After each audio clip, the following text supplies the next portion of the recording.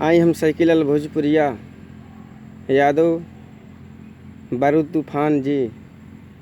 आप तमाम भोजपुरिया भैया लोग हम एगो गीत लेके आइल बानी और हमारा पूर्ण विश्वास बा कि प्यार दुलार मिली। कोनो गलती हो जाए साइकिलिया बालक से तो प्यार दुलार आशीर्वाद में क्षमा करम। बड़ बड़ विद्वान लोग से गलती होला, बड़ बड़ लोग पद पचवले के चाह। तो सुनी हम सुनावत तनी माता बहन लोग कैसे गाई ला जा। अब रुआ सुनने को हम नया वैरायटी में देता नहीं और हमारा पूर्ण विश्वास बा कि सही प्यार दुलार बनौले रहम। आगे चल के हम गरीब के देखम और जहाँ से बुझाई वहाँ से हम गरीब खातिर लड़ाई भी लड़म और ये सुनत हुकम गुहार। तो प्यार दुलार आशीर्वाद दे, हम क्षमा कर दें। चलिए हम एगो सुनावता नहीं। अब मेरी आशा यही है, मेरी आशा यही है हे भगवान, मेरी आशा यही है हे भगवान। मेरी रोने से पहले, मेरी रोने से पहले रिझाया करूं। मेरी आशा यही है हे भगवान, मेरी रोने से पहले रिझाया करूं। मेरी रोने से पहले रिझाया करूं, मेरी रोने से पहले रिझाया करूं। मेरी आशा यही है ए भगवान, मेरी आशा यही है ए भगवान। मेरी रोने से पहले रिझाया करूं। चली विधि कैसे होला अब रुआ से हम सुनावता नहीं। माता बहन लोग गीत गाई ला जा। रिम झिम देव बरी सले हो, रिम झिम देव बरी सले हो। अगिया ए आंगना में लागल बाटे काई हो, ए हो आंगना में लागल बाटे काई हो। तेजा माता बहन लोग बर्तन माजी ला जा और बर्तन मजले बन तो का भइल बा भैया हम लोग लगे सुनावता नहीं। अब बर्तन माजे चलली हो, चलली भकिया भौजी। बर्तन माजे चलली हो, चलली भकिया भौजी। तो अब आंगन में लागल रहे काई रे मन धीरे धीरे। अब तो आंगन में लागल रहे काई रे मन धीरे धीरे। आंजर पांजर तुमले लक्ष्मीनिया सखी, आंजर पांजर तुमले लक्ष्मीनिया सखी। अब साइकिलिया देखलस तो मन लरियाइल रे मन धीरे धीरे। अब आंगन में लागल रहे काई रे मन धीरे धीरे। अब बर्तन माज के हटली भैया, अब भैया बबी तब भौजी। अब बर्तन माज के हटली भैया, भैया बबी तब भौजी। अब मन करेली हमू ठाई रे मन धीरे धीरे। अब तो आंगन में लागल रहे काई रे मन धीरे धीरे। एजा एक बाद कौन गीत गावेली जा। आई जब तिलक चढ़ जाला तो माता बहन लोग तिलक हरू लोग के गरियाइला। और कैसे गरियाइला। आ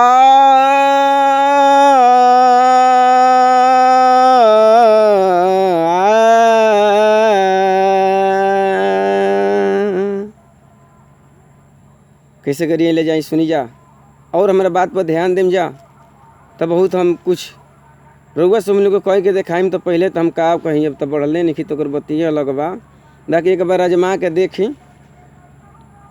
लड़किया के भाई लड़किया के भाई लेके आइल बाटे बर्तन चढ़ाई कारे।